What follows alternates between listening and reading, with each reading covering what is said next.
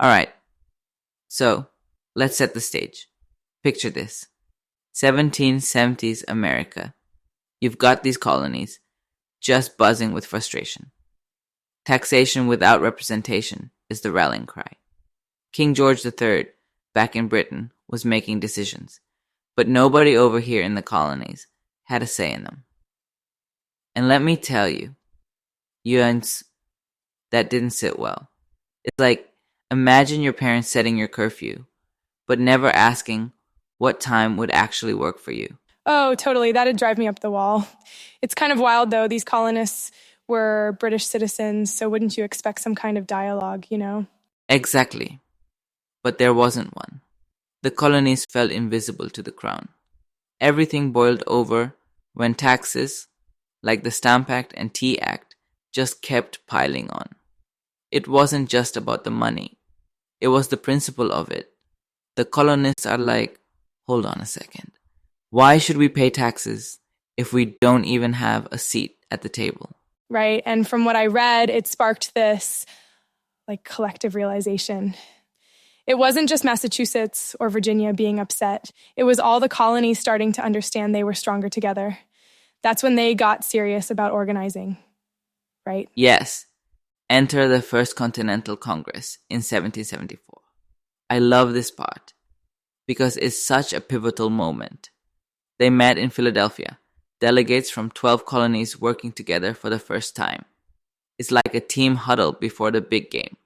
They're strategizing, drafting petitions, saying, hey, King George, we've got some rights we'd like you to respect. And of course, that didn't go too well. Not even close. By the time they send the Olive Branch petition in 1775, it's a last-ditch effort. They're like, please, let's work this out peacefully. But King George, he shuts it down, calls them rebels, and bans trade with the colonies. Just a total rejection. I can't even imagine how gut-wrenching that must have been. It's like extending an olive branch only to have it slapped out of your hand. You know, everything shifts after that decision.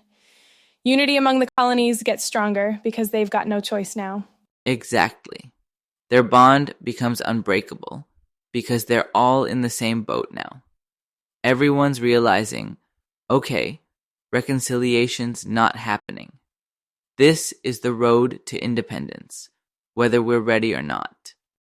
It's fascinating how that rejection fueled this sense of purpose. There was no turning back. Everything, every grievance, every injustice was pushing them toward rebellion. Absolutely. And the ideas fueling that rebellion. Oh, they're about to take a big leap forward.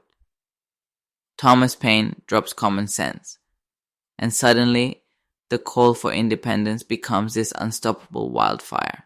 And so, bidding on that unity, here comes 1776, a year that would change everything. Thomas Paine releases Common Sense. And wow, this wasn't just any pamphlet. This was revolutionary. Written in simple, direct language, it took all that frustration, all those grievances we talked about, and turned them into a call to arms. Independence wasn't just a hope anymore. It was a necessity. Right, and it wasn't wrapped in complicated intellectual jargon either. It was so accessible. Like anyone could pick it up and understand exactly what Paine was saying. It's kind of amazing how something so simple can be so powerful. Exactly. He said things that people didn't even realize they were already feeling. Like, hey, why are we clinging to this outdated system with a king who doesn't have our best interests in mind? He made people stop and go, huh? Yeah. Why are we doing this? And from what I read, his arguments weren't just logical, they were emotional too. Paine basically said, hey, we can create a better world. We don't have to be tied to Britain. That kind of message, it's so empowering, you know? Totally. And the timing couldn't have been better. The colonies were already teetering on the edge, and then here comes Paine, giving them that final shove. Over 200,000 copies sold in just a few months. I mean, that's huge. It's like the best-selling tweet of the 18th century. Wow, that really puts it into perspective. It's crazy to think how one pamphlet could spark such a massive movement. Honestly, it reminds me of this one time I convinced my group of friends to try recording a song together. Like, I laid out this whole argument about what each of us could bring to the table and why we should do it. And by the end, they were all in. It's funny how persuasive words can just pull people together. Exactly. Words have power, and Paine's arguments ignited something collective. Leaders like John Adams and Thomas Jefferson were already talking about independence, but common sense brought the common people on board. It wasn't just a leadership thing anymore. It was everyone.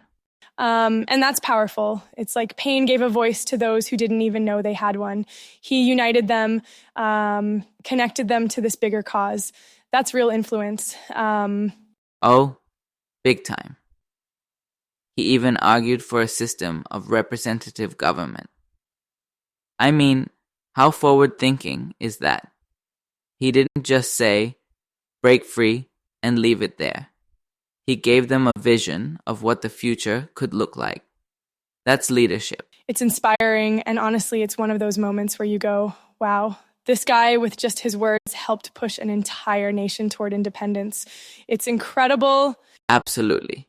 And it's the shift in mindset, going from hesitation to action, that sets the stage for what's next.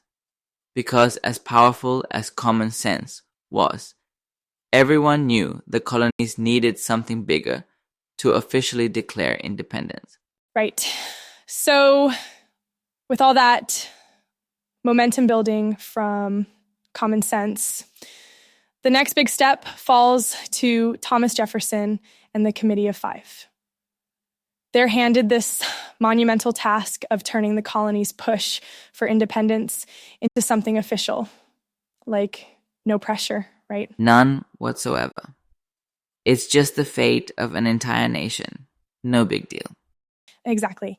But seriously, Jefferson sits down and pulls inspiration from Enlightenment thinkers like John Locke. I mean, life, liberty, and the pursuit of happiness, that phrase alone, the way it rolls off the tongue, it's poetic. But also, it's bold.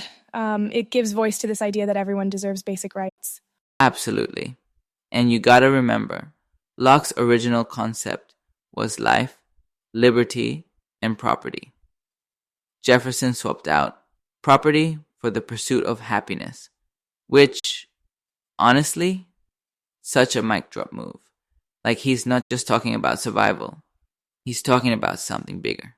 Something we'd now call self-fulfillment. Totally.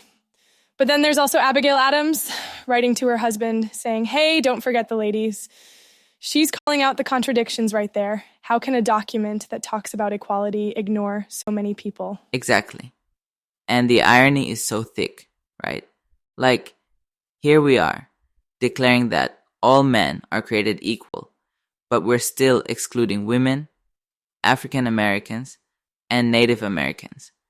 It's like the founding fathers knew the vision they wanted, but they couldn't, or wouldn't, fully commit to it just yet. Yeah, it's frustrating. You can feel the tension between what they wrote and what they practiced. But at the same time, I think it's important to recognize that this document planted the seeds for later fights for equality. It was far from perfect, but it created a framework that people could push against to demand change. Totally. And let's break it down for everyone. The Declaration had three main parts: the preamble, the charges against King George, and the formal statement of independence. The preamble is probably the most famous part. It's that grand declaration of universal rights. Then the list of charges, it's basically a takedown of King George, right? Saying, here's everything you've done wrong, and this is why we're walking away. Exactly. It's like, hey, we tried to make this work, but you didn't hold up your end of the deal. The final section, That's where they say, we're done. We're officially breaking ties. The 13 colonies are now independent states. And what's wild is that signing this document was a massive act of bravery. These people knew they were putting their lives on the line. If Britain had won the war, they'd all be tried for treason.